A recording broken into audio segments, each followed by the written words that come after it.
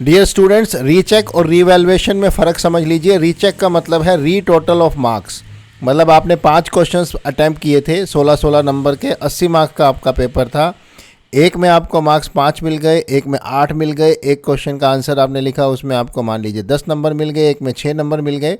तो इस तरह से अगर आपको 5 क्वेश्चंस के आपको जो नंबर मिले हैं तो उनका टोटल आपका जो किया गया है वो ठीक है कि नहीं है। जैसे एक में 5, एक में 10, एक में 8, एक में 6, तो ये टोटल आपका ठीक है कि नहीं है, ये होगा रीचेक में। और री इवैल्यूएशन में आपकी जो आंसर कॉपी है वो किसी और एग्जामिनर के पास जाएगी चेक होने के लिए, और वो आपका पेपर दोबारा से चेक करेगा कि आपने जो क्वेश्चन लिखा है पहले वाले एग्जामिनर ने उसमें आपको मान लीजिए 2 नंबर दिए हुए हैं, और आपका सेकेंड एग्जामिनर के पास जब रीचेक होने के लिए पेपर री इवैल्यूएशन के लिए जाती है, री इवैल्यूएशन में आपको वो 2 नंबर की बजाय 6 नंबर दे देता है, तो आपके 4 नंबर बढ़ जाएंगे।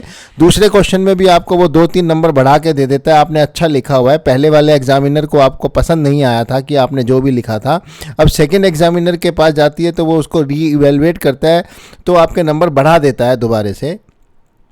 तो इसका मतलब ये है कि अगर आपके नंबर मान लीजिए वहाँ पर 26 या 27 नंबर टोटल 80 में से थे और आपको 8-10 नंबर फालतू मिल जाते हैं तो आप पास हो जाते हैं।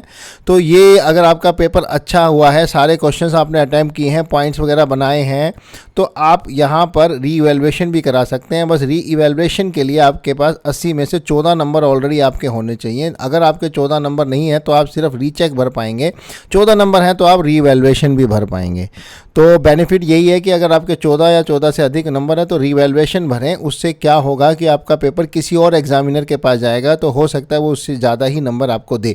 इस रीवैल्यूएशन में रिजल्ट सेम का सेम भी रह सकता है। 14 नंबर है तो 14 के 14 ही रह सकते हैं, 20 नंबर है तो 20 के 20 भी रह सकते हैं, मगर रीवैल्यूएशन कराने में कोई नुकसान नहीं है, करवा लेना चाहिए, हो सकता है आप पास हो जाएं। और अगर आपको लगता है आपका पेपर ठीक नहीं हुआ था और आप दोबारा देना चाहते हैं तो री अपीयर में जाना चाहिए। वो पेपर आपको जनवरी 2025 या जून 2025 में आपको एग्ज़ाम देना चाहिए अपने बीएड सेकेंड ईयर के साथ। और सेकेंड ईयर का कोई स्टूडेंट इस वीडियो को देख रहा है तो उसको अपना रीवैल्यूएशन करा लेना चाहिए, जिससे कि बिना एग्ज़ाम के अगर वो पास हो सकता हो तो वो पास हो जाए, और आगे उसको जॉब अपॉर्चुनिटीज़ में जाना है या उसने कोई टैट एग्ज़ाम क्लियर कर रखा है तो उसको आगे नौकरी मिल सकती है, तो वो उसको रीवैल्यूएशन करा लेना चाहिए।